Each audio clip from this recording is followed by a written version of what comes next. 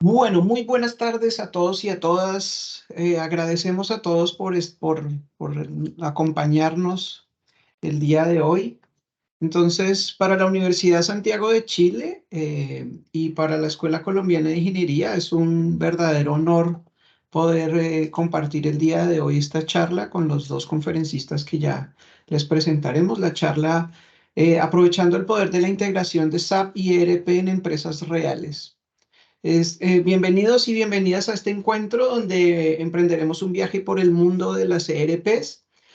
Sabemos y tenemos clarísimo que en el escenario empresarial actual que está en constante cambio, la agilidad, la eficiencia, la innovación son absolutamente esenciales para la competitividad de las empresas.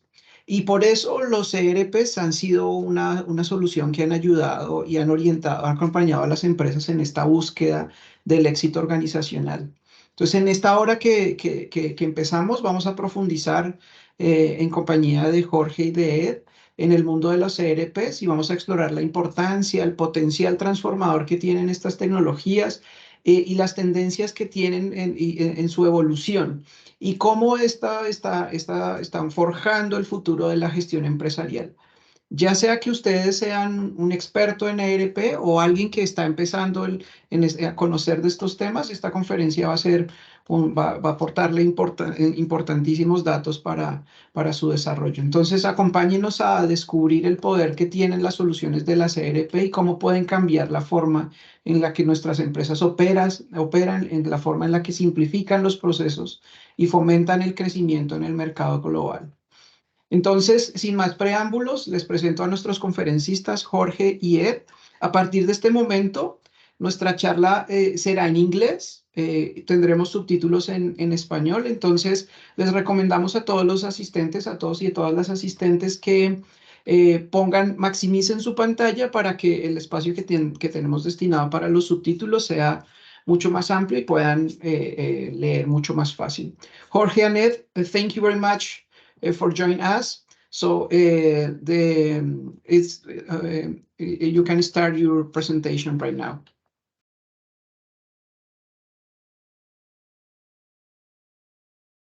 Jorge, no te estamos escuchando. Thank you so much. Thank you so much. First of all, let me share the presentation. In that regard, we are all on the same page. Let me, if I am doing the right things here, we were testing. Okay, it looks that we are good. Okay, good. It looks that we are good. First of all, thank you so much, Professor Rafael Leonardo. Thank you so much from the Chilean University, and also Professor Jairo Chacón from the Colombian University, and all the technical equipment from there from the Colombian School and the Chilean School University. Today we are going to talk about an interesting topic that is oh, let me 1 second. It is the harnessing the power of integration, SAP and ERP. Actually, the first clarification that I would like to do is we don't work for SAP. Yeah, just to make sure clear, but we have been working a lot, that means many years with SAP, and specifically with all the forms related to ERP systems. I have the pleasure, I have Mr. Ed Lead, he's a co-worker, we work in a oil and gas company here in Calgary, Alberta, Canada, and I asked him, please, if he can share with us some practical views regarding ERP, and he was very pleased to do that. And as well myself, I am more than pleased that have the opportunity to address the students of these universities and to provide to you some insight regarding ERP. We are going to talk here from the practical side of the business, because now, as you know, we have lots of information on the world. Just you Google ERP and there will be thousands and many information regarding ERP. We are not going to repeat all of that you can do by your own. We are going to have to provide you from the practical side of the business. Practical means many years of being working with that systems and of course trying to understand what all the capabilities the system offer to us. With that sense, the format of the topic of the format of the presentation is I'm going to spend 20 minutes with you, trying to abbreviate as much as I can the topic of ERP from the high level.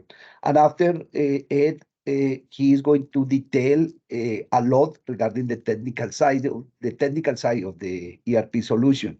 He will spend another 20-25 minutes, and hopefully after that, we can enjoy 10-15 minutes of questions, and in that regard, we try to answer the question that you are having. Okay. Myself, I want to tell a little bit about myself. I am an industrial engineer. I graduated like 36 years ago in the almost next promotion of Professor Jairo in Colombia, and I immigrated to Canada around 26 years ago. Here I am a professional engineer, and I work in an oil and gas company, and I have some accreditations. I did my master's degree and so on, many things. And one of my hobbies is to lecture and to be joined or to be in linkage with the universities in general. Let's talk about ERP, because that is the topic that we have. So as mentioned, we are going to talk. So let's start the clock in that regard. I don't pass my timing. I am going to provide a journey regarding the process enterprise from the ERP. ERP, as we mentioned, SAP is an interesting system. An interesting system in the sense that is the new standard, the new tool that we have to manage business. There are, I don't want to say it is the only tool. No, it is one of the many tools that are on the market. But it is a tool that has lots of investment. There are lots of investment in knowledge, lots of opportunities, lots of country, lots of languages, many things. So it is a good tool to be joined and to be linkage to. There are another systems, for example, BPICS, that is Business Control Systems Operations. That was a German, made by the Germans, but that software was lowering or was out of the shape, and it was out of the market. There are other softwares like Maximo, for example, Maximo, but there has some limitations on that. So today we are going to detail more regarding SAP.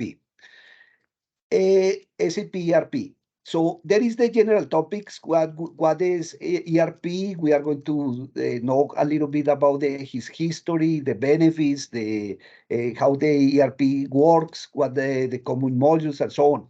General things regarding SAP from the general view that we can provide on that field. But as I mentioned again, I am going to try to provide practical advice because most of the advice, most of the knowledge, you get that on the Google, on the books, whatever. But the practical side of the business is the thing that always we are missing on this situation. Okay, first let's define what is ERP. ERP. I like this definition. The simplest way to define ERP is to think about all the core business processes needed to run a company. So basically, the ERP is the full integration of the whole processes that we have for managing a company. And when we are managing a company, there are multiplicity of several fronts or several areas that make this process work. That is the thing that is called ERP. ERP is the center. Enterprise Resource Planning.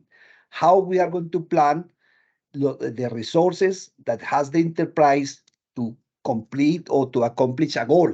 What is the goal for an organization? It depends. But the goal of all of the organizations, most of them, is to make money. No? That is the reason why the companies are there. Of course, many we can discuss here, but there are many reasons. But the main goal is to make money, and that situation to elevate or to optimize the shareholder results on this situation. Now, if we go SAP, ERP has to be good, many things. In one side, the user experience, how the users experience along the processes. That is the main one of the main contributors to the use or to the core of the usage of a system. If the user is not happy, no one is happy, no, on that situation. The other one is intelligent processes. Everything is regarding to how the processes are structured in a company. So there is a flow, a logical flow, an optimal flow that made the company goes. The next one is the integrated processes. How well the processes are integrated on the organization. It means how the hours, for example, that a worker is in the manufacturing area, when he's going to be paid, that information should flow easily to the payroll and the payroll pay to them. If you have no integration between the payroll and the people on the floor, you are going to have many people unhappy because they will be working very hard, but they don't see the money in their pay stubs. And this is a big challenging situation. And the planning and analysis, no? Planning and analysis involve many things, because when you are going to do an enterprise, imagine a manufacturing area, you have to bring the material, you have to bring the knowledge, you have to bring the how-tos, and plan that process and build the process. And also to establish KPIs that allow the process operate with full confidence on that situation. That is maybe the advantage that SAP is providing. They are in different kind of industries. They are managing different foreign languages that they are managing, and they are in many countries. SAP is a German solution, but it is expanded too fast, that has been in many countries. One of them, of course, is India. India, they manage, and they have evolved a lot regarding the building of SAP on their system. I want to tell a little bit about the ERP history. And of course, the first priority in the 60s was the finance and accounting. And you have all the people in finance, and soon as the numbers were good, everybody was happy. In the 70s, the software started to develop, and there were the standalone application that applications stand by themselves, and they say the module of finance is working very well, the module of accounting is very well, and the human resources very well. So we have standalone applications working in isolation. After, on the 80s, there was when the concept of NRP2, and that was focusing in manufacturing. And they are the leaders, because manufacturer is the foundation of the capability of a country. And the first thing is how we are going to organize our resources to make good results on that. After that NRP was extended. NRP stands for Manufacturing Resources Planning. But somebody say, hey, you don't have only the manufacturing area there, you have the enterprise. And there is when the concept of ERP came. I say, we have to plan not only for the manufacturing, for the materials, but we have to plan for the whole ERP. After we start in the 2000 year regarding the adoption of internet, and internet changed the game of the rules of the game. So in that regard, there was full adoption of the internet, the capabilities, and so on. After that, on the 2010 around, the concept of the cloud came, and saying, okay, we don't need to hold our information here. The information could be on the cloud, and there could be many development and many things like that. And on the 20s, that is right now, came the concept of artificial intelligence. And they say, not only we hold that on the cloud, but we are going to make the system so intelligent that they can manage themselves. And in that situation, that sounds very good. The only problem, of course, it could be other fields related to employment and many things like that. Okay, this is a little bit of history on that one. But let me know the practical. We would like to communicate the practical points there about ERP that you don't have and you don't find on the books. And this is the practical knowledge that I was referring to. The first one is everything is about integration. Integration means that one system can work with other, and the information that I produce, it can be used in other system, and so on. Integration. So integration is the name of the game. A system that in ERP that is not fully integrated is out of the game. And that is the beauty that ERP is providing, that you have to be integrated. If you don't have system in isolation, then we cannot talk about an ERP system. The other concept is the extensibility. Extensibility relates how you are capable of extend the operation of a module in a specific area. So you are extendable. Extendable doesn't mean that you have the capability to integrate more. You can extend that system endless on that situation. Just to give an example is, for example, with the BOPs, the automation of the BOPs, you had finance programs or finance modules, and you are able to put on top of that BOPs that automate the processes. For example, the month end that takes 3-4 days can be simplified to take 2 days, 1 day, and so on. And this is fundamental. The next concept is the standardization, and that is a concept that is at the top of the list. The system should be operating in a standard way, and that is the capability of ERP. If you don't have the standard, doesn't mean that any new development that you have, you are not able to adopt that standard. So important is the standardization that ERP say from now on, around maybe a couple of years ago, 3-4 years ago, they say, we are not allowing anyone to modify your systems. We are going to design a standard system. We are going to update that system every 6 months or every 3 months, 6 months. And whoever is a standard can adopt the latest changes, because all of this is coding, and the coding is being improved continuously. So if you are no standard, you cannot assimilate the latest code that the company or SAP is offering. In that sense, the concept of certification. Doesn't mean certification it's nobody, if they are not certified by SAP, nobody can make nobody can operate, no company can operate if they are not well certified by SAP. And that is the concept that now SAP has some suppliers that are going to integrate. For example, you develop a wonderful solution, but if you are not certified to SAP, doesn't mean you cannot integrate your solution to SAP. The next one is regarding the processes. Everything is about processes. So you have the human resources, you have the maintenance reliability, you have the logistics process, whatever logistics has another areas, and so everyone is well structured, because any development that you do is based on processes. Next concept that is important is the end-to-end solutions. People and companies are looking for end-to-end solutions. Don't give me this piece that is work. Give me the whole approach that I can work. Next one is about data.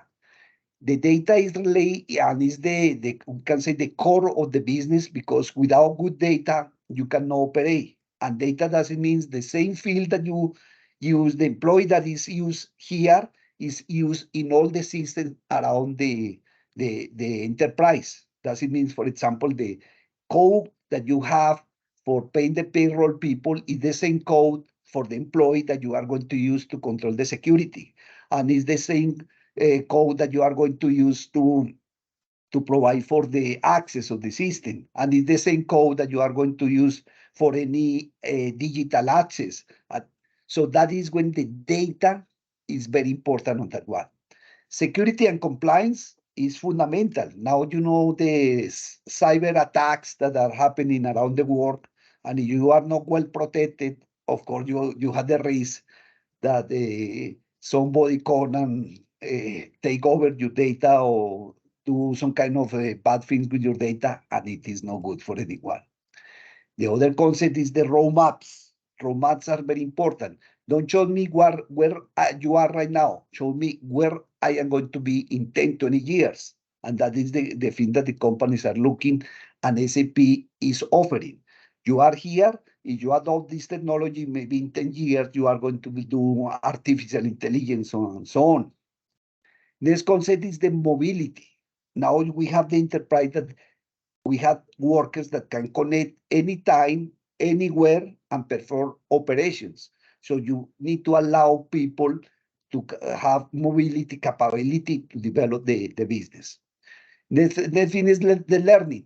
And there is a famous quotation, Socrates say, the only thing that I know is that I know nothing, and it happens. And that is the continuous learning that we should have on this, because the matter is evolving continuously, and we are, of course, have limitations if we don't keep learning on that one. The next one is the user experience. User experience is fundamental. If the users are not happy with the experience that they are having using the module, nobody is going to adapt your ERP module on that. So these are practical points, and each one has a stand by his own. And just to give some examples, the integration. Integration is, we use the different kind of platforms, we using different things of functionality that should have integrate, and that is when we have the concept of the cloud, the concepts of on premises, and so on, and many kind of services that the company is offering.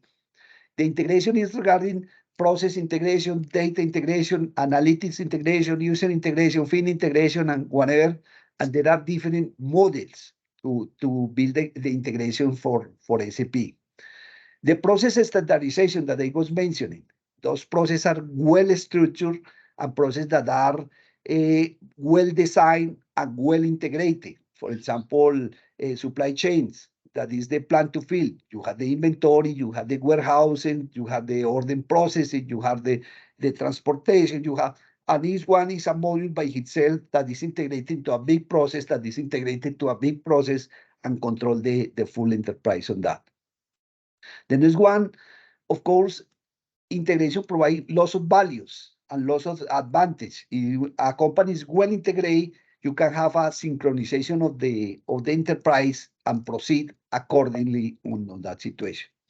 The roadmaps, and that is when you say you are going to do in the 2205, you are going to have robot integration, warehouse orders, and so on. In 2211, you are going to have this. In 2023, you are going to do, and whatever. Those are the roadmaps. Always we are working with roadmaps to make feasible the things that we are going to achieve. And learning. I don't want to scare you guys. This is the learning, but I want to show here the courses that SAP offers. And as you see in this spreadsheet, I have all the product categories, and I have the different product versions, and so on. And there was, just to give an insight, if I populate the number of courses, right now we have 14,688 courses in SAP. Everyone is a whole enterprise. SAP Ariba, SAP Cloud Integration, SAP Business, SAP whenever. There are endless. And there is a whole map and whole work, and there are lots of things. Oh, it is applied to this. No, it is applied to. So it's a endless situation. That is always I say, when somebody say, come to you and say, no, I am master in SAP, and I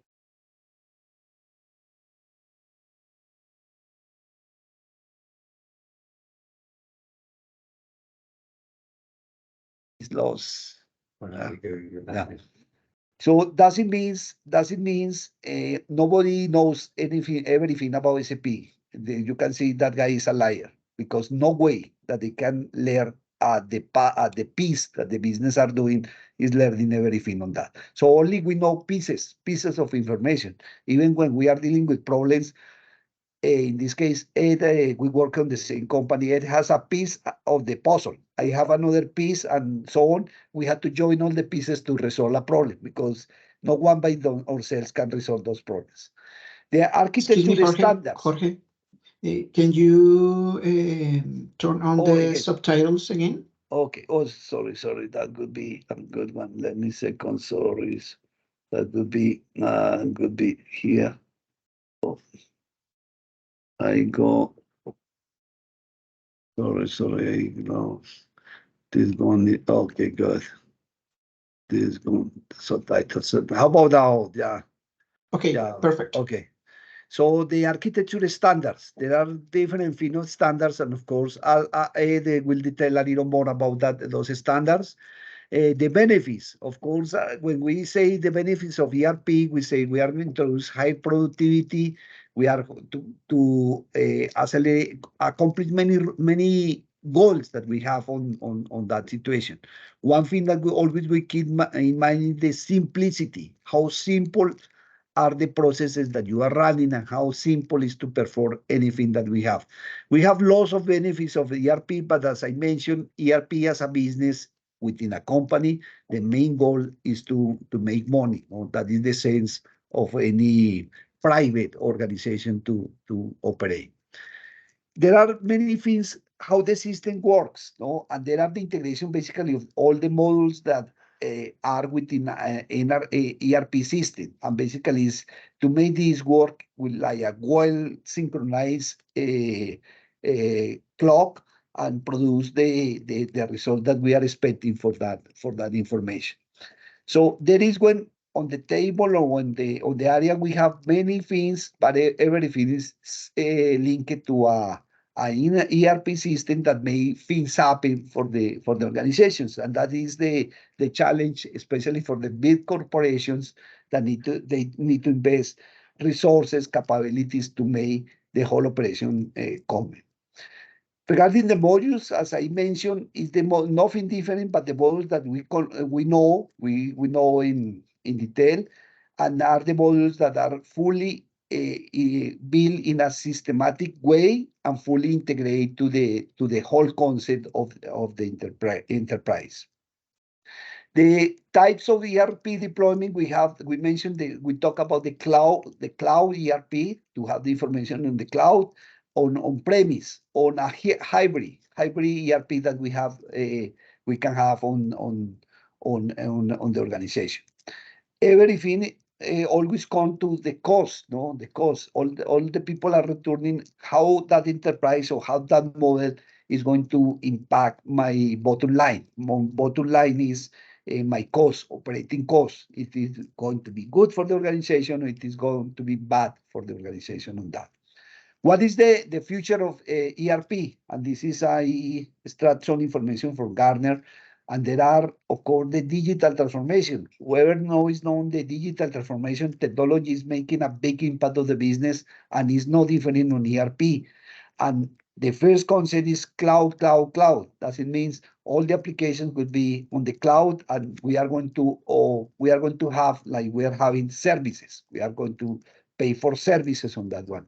The vertical integration on around is fundamental. Yeah, that is the way that how the solutions are fully integrated on that. And the personalization, because at the end of the day, of course, when you use an enterprise, you are trying to resolve the problem that your organization is having. You don't care about the problem of the organization, is the problem that the organization that you are working are there. And there are many interesting topics on ERP, and this is the future, but of course is to have on view that situation. So in summary, we have 10 things to look in an ERP system. A common database, that is the information that is being shared. Embedded analytics, the capability to build KPIs, key performing index that is going to have. Data visualization, automation. It's at the top of the game. You go in automation now, like I mentioned, the finance period is going to be performed by bots. We have bots operating in all the areas. We have, for example, you receive the accounts payable, and you receive all the information is read automatically is approved, and you have the money in your bank, and so on, many things. The user experience, the integration and new technologies, the platforms, and so on. We can have on that one. The last concept that I want to talk is the model company. SAP creates something that is the model company. It means how the companies can operate on that situation. Imagine you like a logo, plain logo. And in that regard, you have the foundation, and after you are integrating, and this is the model company that they are. It's fundamental, that concept, that a model company and clean core. That it means a company that has been easily been built, and clean core, they say, touch me all the foundation, don't touch all the foundations of my code, and I will be able to sustain the business that you are operating on that. Okay, I think I accomplished this one. There are 23 minutes that I have spent on this, so hopefully I have provided a good view to you. Now I want to introduce to Professor Ed Lead, and please, Ed, if you can help us understanding more about ERP. Okay, Ed, please. Let me, I stop my sound. Thanks, Jorge. Oh, I have to this. Yes, I did. I want to introduce our audience to today is software development from a customer perspective. The reason for titling it this way is that when we think of software products that are delivered by a vendor, we often don't think of development or changing that particular vendor's software. Very common software that most of us use today will use a spreadsheet product, or will use an email product, or some type of like Microsoft Word product. However, we often, when we use these software products, and I'm sure even when you think about other desktop products that you use in your everyday life, you don't think about actually changing that software, because most of these vendors will only give you an executable of their software. And there's no way that you can actually change that particular vendor's software. With this particular product, SAP, what we'll see is we have the ability to enhance the SAP product. We can make changes to it, we can add to it, we can develop our own tools to help us in achieving our business requirements. And those business requirements can really vary from data conversion. Even this week, in terms of our work, we were looking at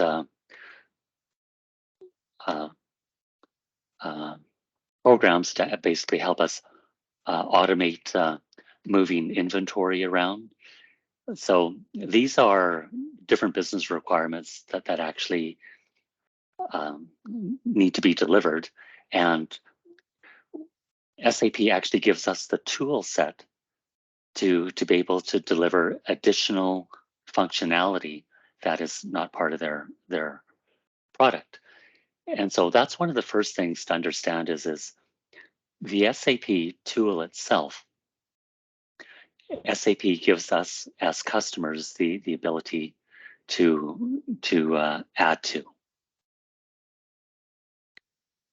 There's numerous topics when we take a look at the development side or the technical side of the SAP product itself. And even in this particular agenda that I'm going to cover with you, it's very high level topics that I'll introduce you to. And as Jorge was saying earlier, because this product has been in existence by the German company SAP, if you recall that one slide, this particular product has been around since the 70s.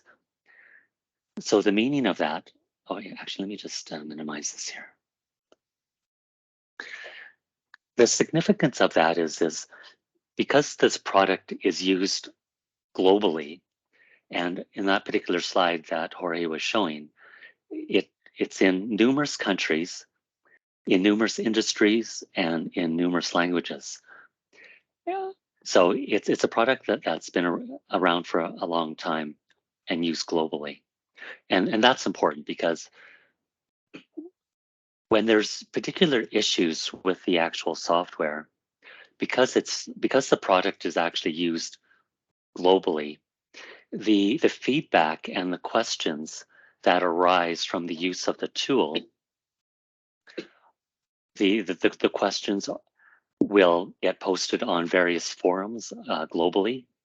You can find answers to various questions from various global sites as well, in addition to the SAP help forums and other SAP resources.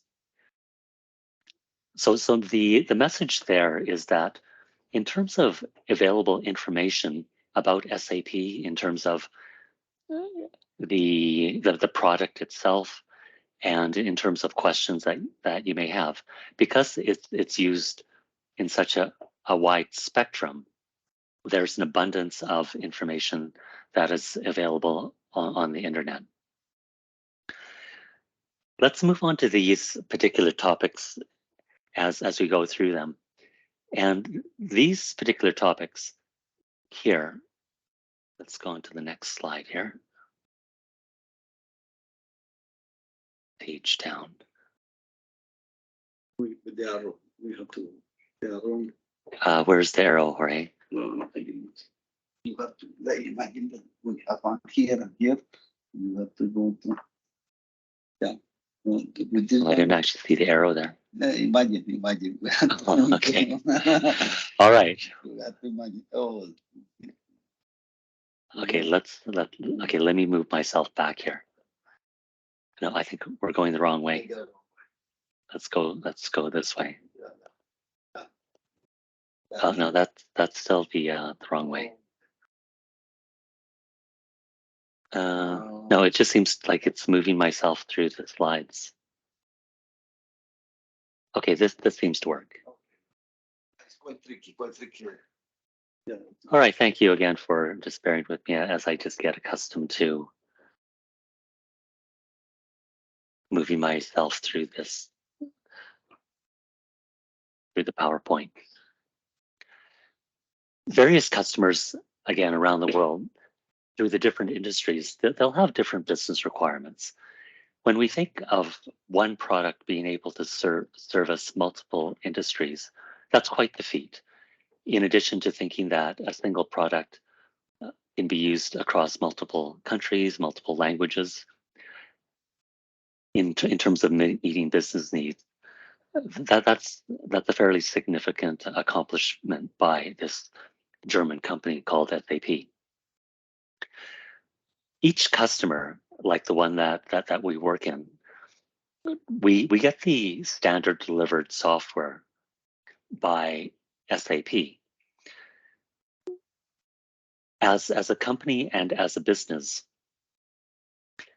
our business processes are designed a certain way, and there's a standard process which is delivered by SAP. Part of the development efforts for us as a customer is SAP itself will provide us the standard framework. What SAP will not have enough detail in is the very specific business requirements of our particular company. And so from a development perspective, the purpose in terms of the tool set that SAP gives us is to enhance delivered functionality in addition to what is standard. And that's an interesting concept in itself, because in a particular business process which is delivered by SAP, they provide us the ability to interject our own business logic into a standard delivered process. And if you think about other delivered software, we're not able to do that. But in this particular product, in terms of what makes it flexible, is we can interject customer-specific logic to our business requirements right in SAP code. The same tool set that SAP has built their product on, we have access to that same tool set to build new business solutions for our business requirements. Jorge talked about integration. When we take a look at end-to-end business processes now, or if we take a look at the overall solution landscape that a company needs to have to basically operate their business, what we find today is there is no one product from any one vendor that can meet all the business requirements for a particular company. And that's the importance of the integration. Is in today's current enterprise landscapes, SAP will be a core part of the landscape. But in order to meet the other business requirements, other products from other vendors and other products even from SAP need to be incorporated in the overall enterprise landscape to be able to deliver all the functionality that is required for the business. Another point here again is in terms of tool sets that are needed for new implementations, they're all provided by SAP. As I mentioned earlier, when you think about different vendors, if I use, for example, like Microsoft, and if I ask the question, does Microsoft actually give us their source code to their different products? And the answer is no. If you think about other vendors and other products, the likelihood of the vendor giving you their source code, but the likelihood of that is probably very slim, because that would be considered proprietary code by that vendor. And that makes sense, that a particular vendor doesn't want to give away their trade secrets by giving you their source code. SAP in their core system is not like that. Any standard delivered installation of SAP, all the source code for all the transactional activity is actually given to every customer as part of their installation. The value of that for us as a customer is when we're dealing with issues, we're actually able to walk through their code using their tools, either just looking up their code or going through it in debug mode. So that is one of the major differences in the core system. So when I'm looking at a particular business issue in a particular transaction, I don't need to wonder about what's actually going on in the background with the code. I can actually bring up the code in debug mode and walk through it in debug, just like the debug process that you would follow with any other type of software development tool. Because the landscape extends beyond the core system, and because SAP also offers cloud solutions now, and there's numerous cloud solutions that are integrated back into our landscape. These particular cloud solutions, because they're basically operating somewhere else outside of our particular environment, we have no access to that source code. We will only be able to integrate and carry out the executable functionality from those cloud solutions. And so that's one of the differences. So those cloud solutions would be like any other vendor product, where we can only execute it. We don't actually have access to look at the source code or make any enhancements to the source code or extend it. So those cloud solutions are more the typical type of products that I think people are used to working with. SAP started off with this particular architecture. For those of you in an IT background, or if you take a look at how some of the current software actually operate, this is based on a 3-tier model. And what that actually means is that there's a database layer, an application layer, and a desktop layer. With SAP, before we got to our current release of SAP S4, customers are able to they were able to choose different hardware and also different software for these different layers. So in the past, in terms of the database software, the most common product that was actually chosen by a lot of companies for the database was the Oracle database. And so in terms of other databases that are usable at that layer, SAP kept the database tools open. So whether you wanted to use Oracle, SQL Server, Sybase, other database management systems at that layer. In the previous implementations, SAP left that wide open. So various customers could make different choices for different vendor products on these different layers. What's different now, of course, is at the database layer, SAP has a proprietary database that is sold by them, and it's called the HANA database. And there's a lot of material about what is different about the HANA database. What you'll often read is it's an in-memory database. That's the biggest difference from an architecture perspective at the database layer. So most of the new implementations of SAP will be SAP's HANA database. And so in other words, SAP doesn't allow that flexibility in the new releases. At the application layer, what's housed in there is all the software that is delivered by SAP. And most of the activity happens at the application layer with these application servers. So again, different customers will have different configurations of these application servers, but one way to look at it is with the application servers, it's the workhorse of the data processing that goes on in terms of delivering the business functionality.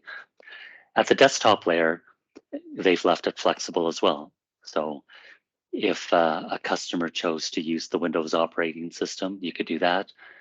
If you choose to use your Apple MacBook and use the iOS, there's desktop software that allows you to access the user interface at that layer. And of course, these days, of course, a lot of the user interface is through different web browsers. There's, again, a variety of choices. When you look at the various customers, these combinations at these 3 levels, even in terms of the actual physical hardware, can really vary. What a lot of customers actually do today is the database layer and the application layer.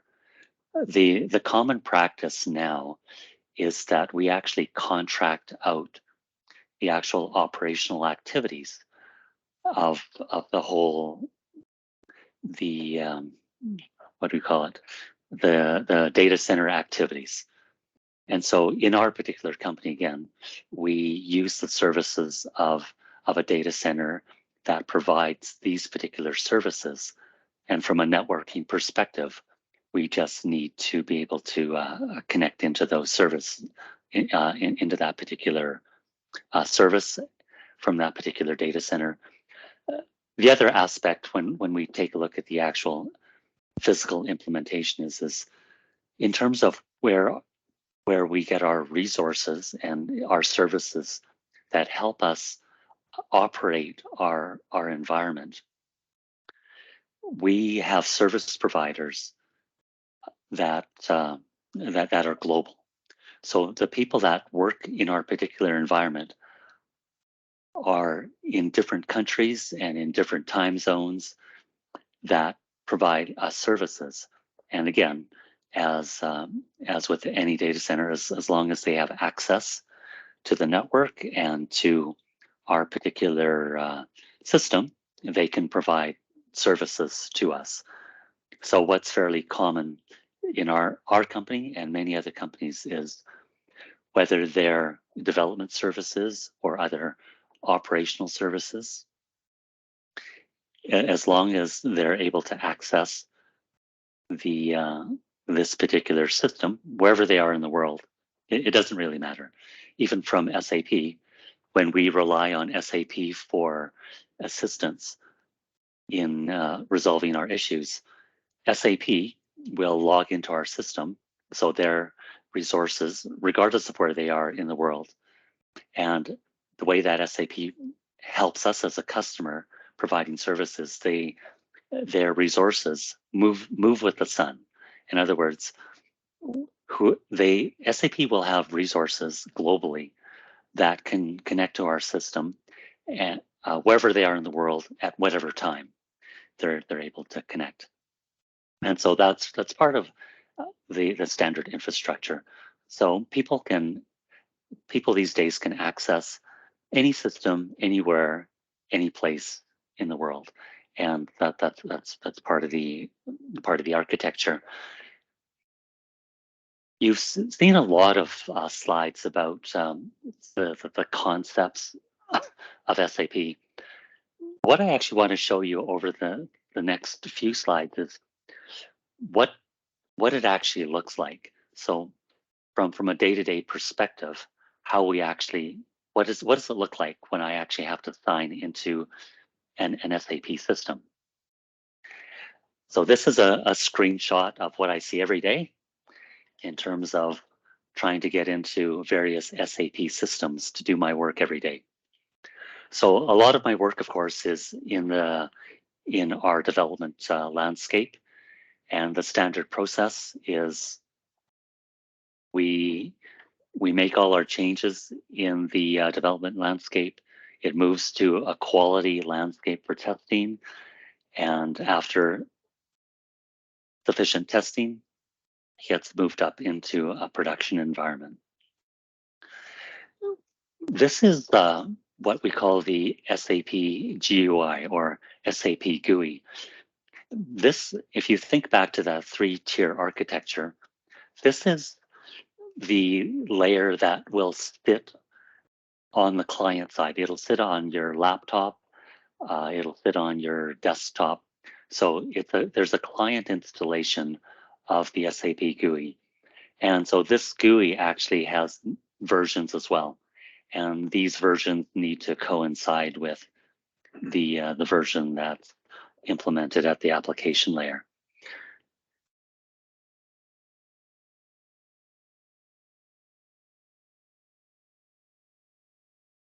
If I go in and pick a particular system to actually sign in, this is what I'll see. There's various concepts, and I won't get into them in detail, but this particular screen, in terms of picking a client, will take us into a particular set of data. So like in our development environment, we actually have 5 different clients that are set up for various reasons. And each client is its own independent set of data. And so new clients are set up if there's a business need or if there's a particular requirement to isolate data here. One of the things I want to point out to you is this logon language. For our company and here in Canada, aside from English, we have operations in French as well. And the software itself, we don't actually need to do anything to the software itself. So if somebody signs in the French language, they see SAP, they'll see all the labels, they'll see all the text in French. For us as a customer, we don't do anything extra. It's all delivered this way. So when we talk about the software tool itself being multilingual, in terms of, I'll just say any Latin-based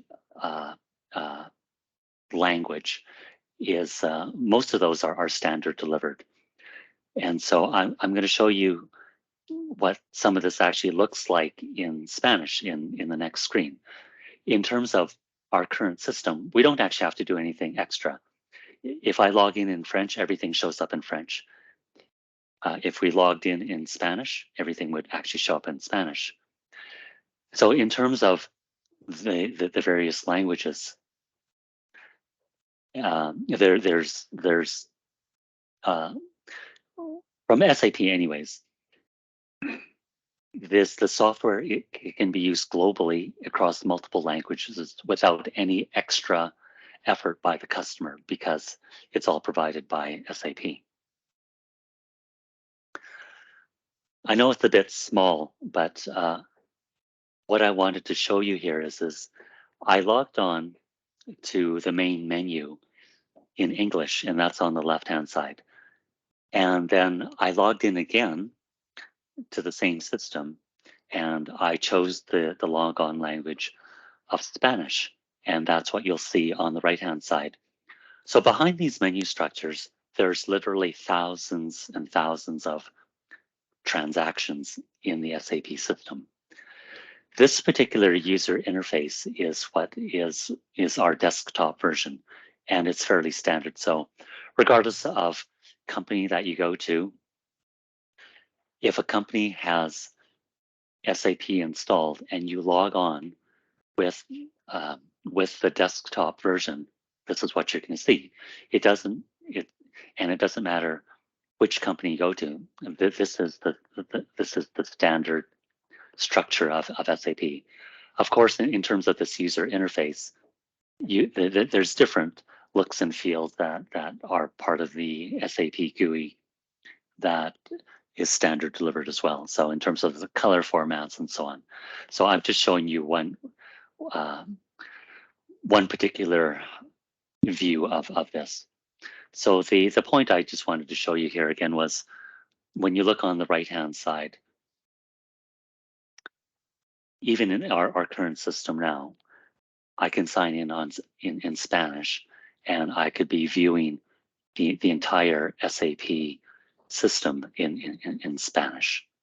And that is all standard delivered by SAP. When you think about the actual software to be able to achieve that, to me, it's quite an accomplishment by this particular vendor to make their product multilingual. And if you think about some of the more challenging languages, the most challenging language I've worked on in another company was when the company had operations in Russia. And of course, I cannot read Russian either, just as I cannot read most languages except English.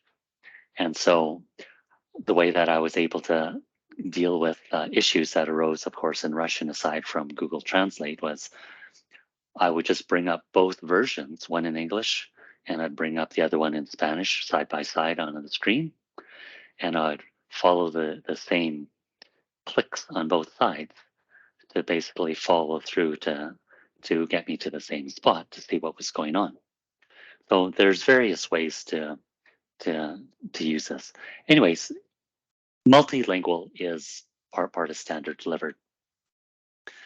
When we move to the web browser user experience, this is SAP's standard user interface now. And you'll often hear of the term Fiore. If you, again, search on the internet in terms of Fiori, you'll find a large number of sites that will try to describe Fiori to. So what the contrast is from a web browser user experience. This is how SAP wants customers to interact with their product now. For us today, we actually use both probably just as much. We use the SAP GUI that I just showed you, and in terms of interacting, of using Fiori, they call these Fiori tiles, each of the squares. And there's in terms of these Fiori tiles, just as there's thousands of SAP transactions, there's thousands of these tiles. And the way that they're presented on the web browsers is they try to organize it. Most business users will not use thousands and thousands of transactions or tiles. Most will use maybe 30, 40, 50 different transactions as part of their jobs and of their particular roles. So they don't need to see a lot of these. But this is the type of user interface from a web browser. The reason that SAP went to the web browser user interface is in terms of web browser experience of making these tiles more informative and I guess being able to show various KPIs right at this level. It's doable from a web browser, which was not doable from the SAP GUI delivery off the desktop. So in terms of any type of web browser experience that you may have across different internet sites, it's all achievable through Fiori, mostly because it's a web browser presentation delivery experience. Most customers now, again, will be working through the web browser side. What I want to show you here is the core system. I'm not sure if my cursor will work here. Yeah, so if I move my cursor into this middle blue box here, this is the core SAP system called S/4HANA.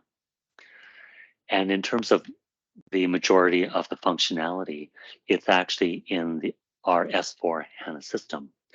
So all the various functionality that Jorge was trying to outline is actually delivered there. But in terms of the overall enterprise solution, this is part of what our particular company uses. And so what's depicted on the left is these are cloud solutions, and they're different products that are delivered by SAP. So for us to be able to utilize these various, cloud solutions, we have to integrate them back into our S4 core system. So what you see on the left is just a small number of the SaaS solutions that are provided by SAP. So these are the particular ones that we actually use for our particular business purposes. In terms of where these cloud solutions are housed and operated is immaterial to us as long as we have the connectivity through connectors.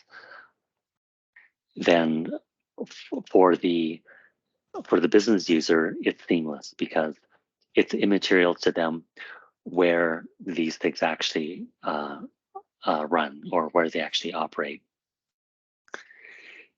In terms of other integrations to provide the functionality, so a lot of these ones in the orange, and again, it's just a small set of what's actually depicted here in terms of other products with other vendors that we actually need to integrate with to provide the overall solution. So some of these products you may recognize because a lot of these are industry leading vendors with industry leading products. And so we as a company will leverage those particular products. And so from an integration perspective, we integrate these various products back into our landscape. So again, moving more specifically into the development tools, for those of you that are studying, I guess, the IT side or computer science side or anything that is software, I guess in terms of software development, these are the development tools that are actually supplied and delivered by SAP. So when we talk about the tool set on our S4 core, we have classic development tools that are just part of SAP. And my next slide, I'll actually show you what that actually looks like. And these are just some of the names. When we move to the web browser side, or when we move to the cloud side, the development tools are actually much more expansive. And especially when we move to the business technology platform. When we look at web browser development, we know that a web browser needs to be able to basically interpret HTML code for the web browser to be able to display. So that's why in the cloud environment, there's a much broader set of development tools. And what you'll see as if you get into this particular space is people can develop in Python, they can develop in Node.js, they could be developing in Java, JavaScript. What SAP actually has is they have a tool, it's called the Business Application Studio, which will basically mimic .NET development. And so it's basically it's web browser development. So anyone who has a JavaScript background or has development experience in the web browser, in any type of web browser development, would be very comfortable and familiar with the tool set. What's listed in here as well too is the other support tools. So in other words, the SAP Fiori library is part of the support information, and a lot of the integration is provided through standard APIs that are provided by SAP. Again, I just wanted to show you on the left-hand side is what I would see in English, and this is just a smaller screenshot on the right-hand side of the same thing in Spanish.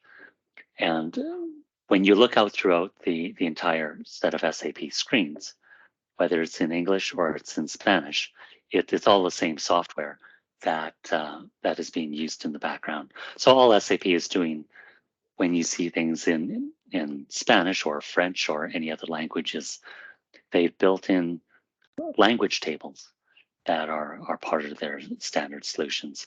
So again, this will just show you what some of the standard development tools. So this whole concept here of the ABAP workbench, and I'll just move my cursor over here. You'll see this term. So ABAP is the development language on the core system, and the code. If we look at any of the code that is delivered by SAP, it's called ABAP code. When we move to the web browser environment, we'll use some other tools, and this is one of the other tools. Whether you use native Eclipse or other development, but as part of Eclipse, if you add on the ABAP perspective into the standard Eclipse tool, which is of course is a public tool, then we're able to connect back to our SAP systems and interact with some of the other components. So we do use Eclipse. The reason why I put in HANA Studio is SAP has a product called HANA Studio, which is actually a copy of Eclipse. And so we interchangeably use the standard vendor Eclipse or HANA Studio. This is just a screenshot of, if I'm up in our cloud environment, the different services and the different tools that are available to me developing up in the cloud. So I'm not going to get into the actual services here, but this is part of what we call our business technology platform tool set. Briefly, to understand SAP is to understand the different data types. And there's a concept, it's called configuration, and there's master data and transactional data. The SAP product that is used by different companies, when you see a particular screen on SAP, the configuration data allows you to make different screens available to use, or you can hide different fields on a screen. You can make different fields mandatory. So as a developer, I do not need to do any of that work. It's all available from a configuration perspective by those people that implement the tool. And so that's one concept that you'll understand. And then in terms of master data, transactional data, I just wanted to make you aware of those particular terms. I'm not going to get into the actual process model because that's more of a, I guess, from a business sense. From a developer's perspective, I'm always interested in knowing what the data model is. What are the relationships between the various tables. For those of you that might have another session open, if you do an internet search and ask how many tables are there in SAP, what you should get is a very large number. So anyone that has had to build a database diagram with various tables, when you see what the count is in terms of delivered tables from SAP, you'll get a shockingly large number.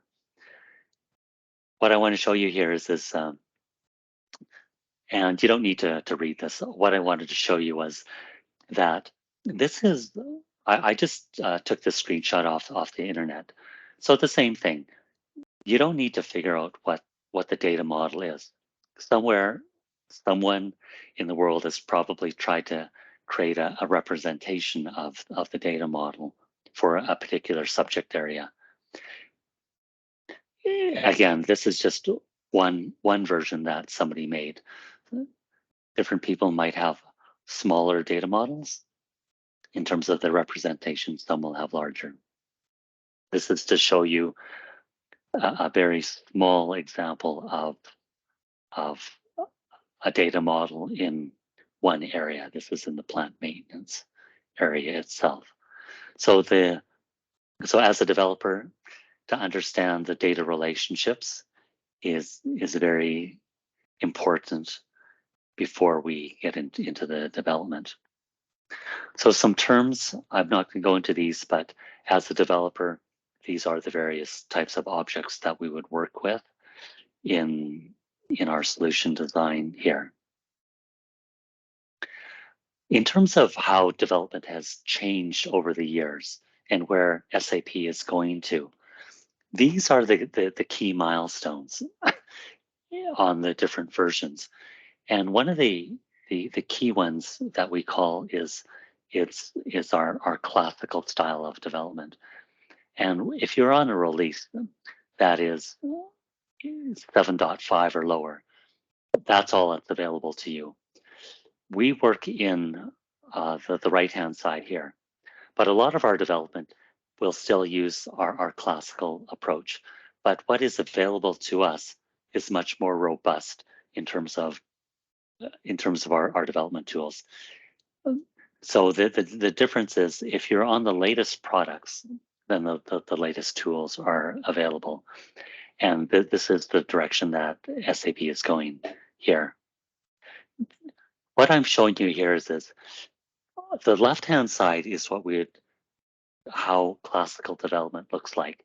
The right-hand side is what a newer style of development looks like. So again, it's just very different. This particular architectural overview, when you go into a lot of SAP introductory courses on development, you'll see this picture. They'll keep repeating this particular architecture overview because this is the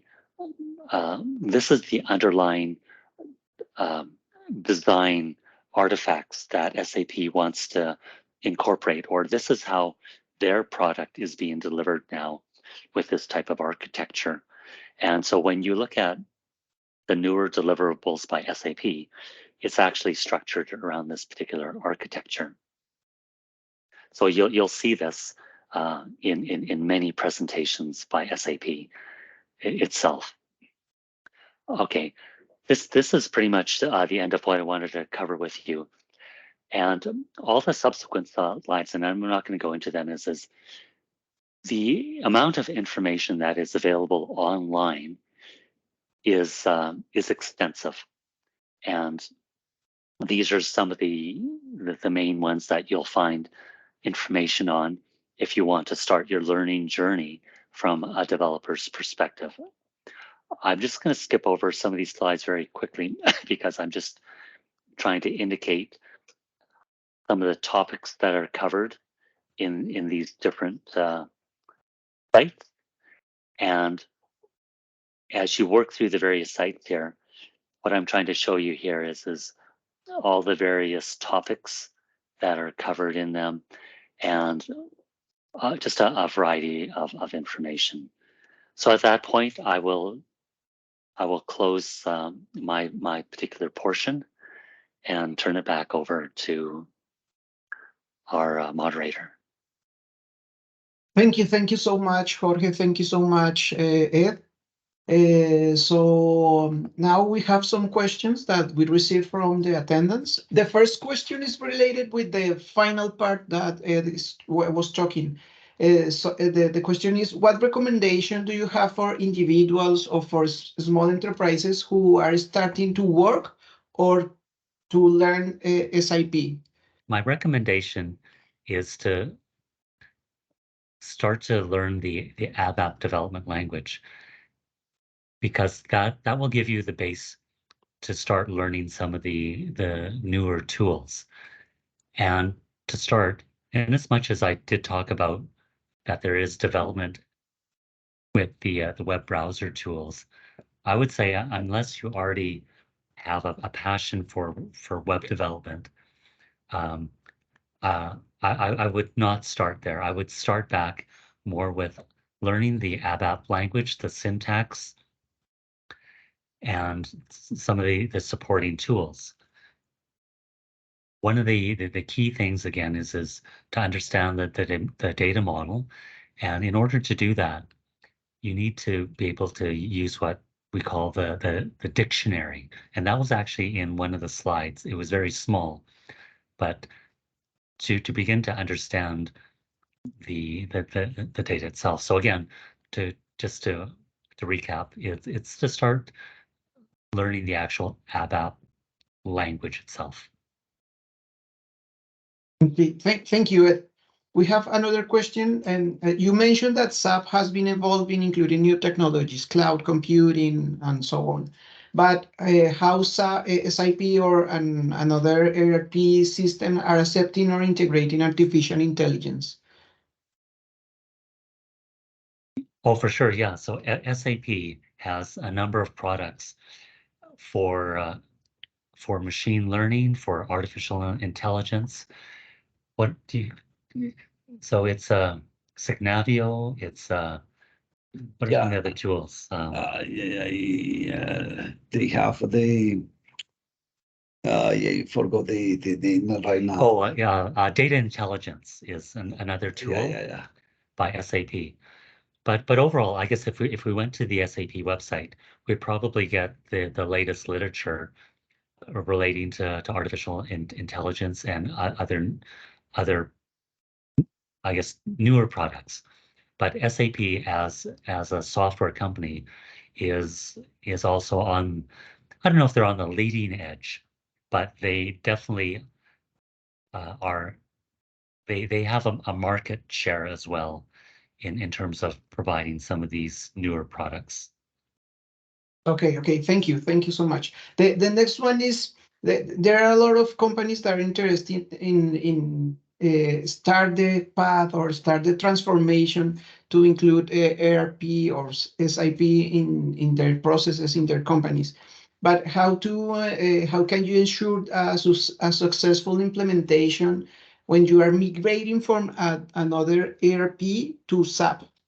What are the main challenges? What are the main things that you have to consider? It is a good question, and I want to be from the practical side. Lots of implementations of SAP has failed. What the lots of implementation has failed? Because there is no clear methodology. The methodology that you should follow to implement the SAP is fundamental. So it means you have to be led by experts, people that have been experienced on implementations. They have the know-how and also have the methodology. I mean, it is a full enterprise, but the whole situation is you need to come back to basics. And the basis is, what are your requirements? What are your requirements? Because you need to size is, the tools are, you can have an artificial intelligence, very nice tools, whatever, but really the end of the game is, what are your requirements? What are you looking for? And there is when you need to be very clear, very crispy, what are the things that you are looking for. Based on that, of course, there could be a cost associated to that implementation, because always like good vendors or good sellers, they promise you the moon. But of course, if you don't need the moon, you need something practical. You need to be very clear is, what are your requirements. Based on that, contact experts. They provide all the expertise, and they bring you to the journey. Don't go by yourself, because it is set to fail, because it is too much. You have to deal with data, you have to deal with integration, you have to deal with the path forward, you have to do many things that if you don't have that expertise, you are set to fail on that situation. Yes. So understand your business and have a good methodology are those the most important things to take. Totally. Okay, yes, Ed wants to add something, please. Yeah, so just to add, when we take a look at a success of an implementation or the failure, then we have to ask the question, how do we come to that conclusion if it's a success or if it's a failure? So the answer to that is, after an implementation, then what you need to look for is can that company, can that business actually execute and operate their business processes with the tool in the state that it's in? And the failures show up because a business cannot carry out their day-to-day operational activities with the way that the tool has been given to them. Okay, clear, really clear.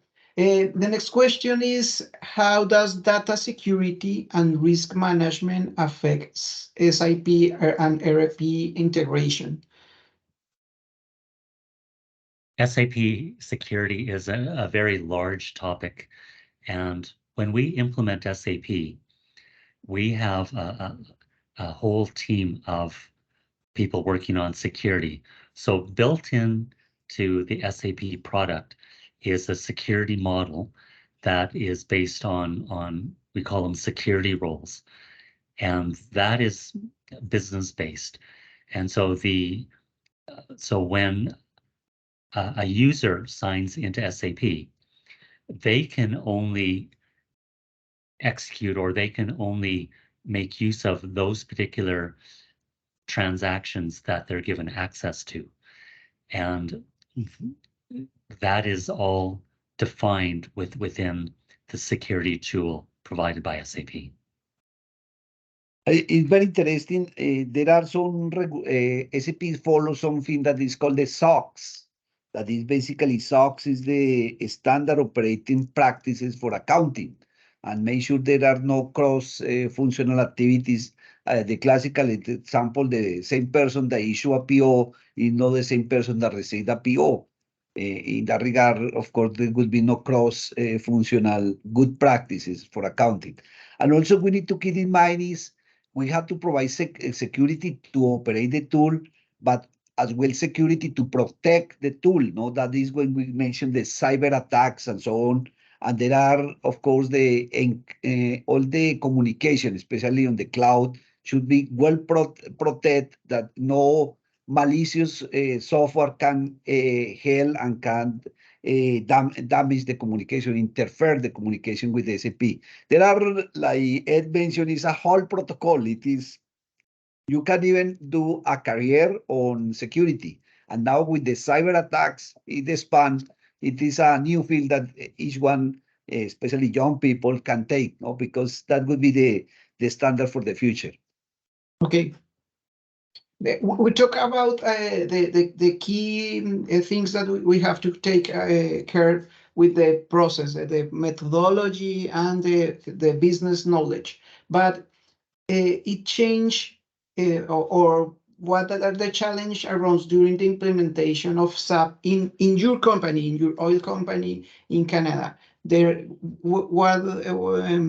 one was the main challenge that you have to take care of, you have to confront in your implementation? Totally. We have been having several implementations. Just to give that a sample, I have been here in the company almost 20 years, and I have been doing nothing but the implementations. I have been part of around 10 largest implementation. Even in 2020, we did at the middle of the COVID, we did the largest implementation of SAP in the world. The whole point is there are different challenges, no? First one, I would say, is leadership. Leadership, what does it mean? To have clear what is the target, what we are going to do, and so on, and move the team. So leadership. And the second part is integration within the team. Always we work in silos. To get that integration is hard to accomplish. Everybody working toward the same goal. And the other thing is the methodology and the follow the protocol on the methodology, and make sure all the steps along the processes are well tested, well managed, and well understood. Because at the end of the day, we finish, and the client, at the end of the day, we mentioned the user experience. The client is going to say, no, I don't want this kind of thing. I would like to go to do something else. And say, man, but we finished the implementation and you request this. No, I didn't request that. So that is when we come back again to the requirement, what we are looking for and how we are going to get there on that field. And you want to... Yeah, so the challenge is, and it always seems simple, is for a business area to be able to define what their business process is and not change it. That's one of the biggest hurdles. Or even to go to a particular business area and say, and ask them, what is your business process? And is it going to stay the same over our implementation? Because that business process, in however they've defined it, drives our requirements. And that's the challenging thing is if a company or if a business area or if a department, if they can't even document or identify what their business process is, they're doomed for failure. Okay, thank you. Changing to the topic and talking about the economic vision, like economic view of ERP. How is the monetary value of an ERP is estimated? Based on what criteria? Based on savings? Based on what criteria can we use in order to value an ERP? Okay, go let me just answer more from one perspective. Yeah. I'm not sure what you're going to say, Jorge, but SAP is a large software product, and its target customer base is intended to be for large companies.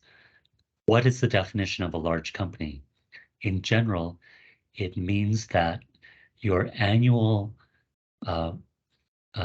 revenue is more than $1 billion in general. This software is not suited for small and medium companies. Jorge, you want to add? No, excellent. That's important to keep in mind. No, keep in mind, because at the end of the day, we are here with the big players. We can say big players on that situation, and also at the end of the day, and we need to keep in mind, because many factors are on play, and one rule that has the companies is the flexibility that the companies has on the oncoming future. And it's basically the capacity or the capability to react to the changing conditions of the market. The best example that we have is in the COVID, at the middle of the COVID. For example, at the middle of the COVID, the oil price at some point was negative. The first time in history that they even given for free the oil, nobody was taking that. Today you had a barrel around $90. So we got from extreme to extreme. So accordingly to that, you need to have a so intelligent ERP or a so flexible ERP that you can react and you can manage the whole enterprise that way, no? So, but no doubt, like talk, the bottom of this, or the bottom base, is the cost. Everything is related to cost, how much or how flexible, and what is going to be the final product, the final cost of my product, so I remain competitive on this environment. Okay. Thank you so much, Ed. Thank you so much, Jorge. We already passed all the questions, so we are going to finish here. Thank you so much. Gracias a todos y a todas de parte de la Universidad Santiago de Chile y la Escuela Colombiana de Ingenierías. Es un placer siempre tenerlos aquí. Thank you, Ed. Thank you, Jorge. If you have a final message for our assistants, so it's the moment. What I would say is if you want to get into, I guess, learning about SAP, what you have to keep in mind is it's a very large area, and there's a lot of different specialties. And to begin to journey into SAP, part of the decision making is which specialty would I want to go down, because there's many to choose from. There's not just one specialty, and any organization will require the skill set of a variety of people with different knowledge. And I think that's one of the choices and decisions that an individual has to make. And the final recommendation from my side, thank you, Ed. First of all, I want to say thank you for all your help. The expertise from Ed is amazing, and always is for me, I am lucky because it's like book open, and I have all the latest thing to get from SAP. But the most important that I want to recommend, especially for you, for the students here and for all the people, is this is a journey. You need to get this. SAP is a journey, and you need to enjoy the journey. I mean, you need to like it. If you like it, you learn, and you will be part of the fun, because many things you never will learn everything about that. You just learn portions, and you need to keep going, keep enjoying, keep sharing, and that is the thing, the whole point of that. Then the final question, thank you, Rafael Leonardo, for your presentation, so for your mediation, of your coordination of this event, and Professor Jairo Raúl, thank you over there in Colombia, and all the technical people on the university, and all the assistants on that. I will send the presentation to you tomorrow. I will send the presentation. If you want to share, by all means, and we'll be in contact, guys. That could be. Thank you so much. Thank you so much. De nuevo, gracias a todos y a todas por asistir. reitero el agradecimiento a los equipos de comunicación y mercadeo de la Escuela y de la Universidad de Santiago de Chile. Nos vemos en una próxima oportunidad. Que estén muy bien. Hasta luego. Buena noche. Good evening, Ed. Good evening, Jorge. Thank you. Good night. Thank Bye-bye, Jorge. Bye. Bye-bye, Ed. Thank you very much. Thank you. Thanks to you, to Professor Ochoa. Ciao. Thank you.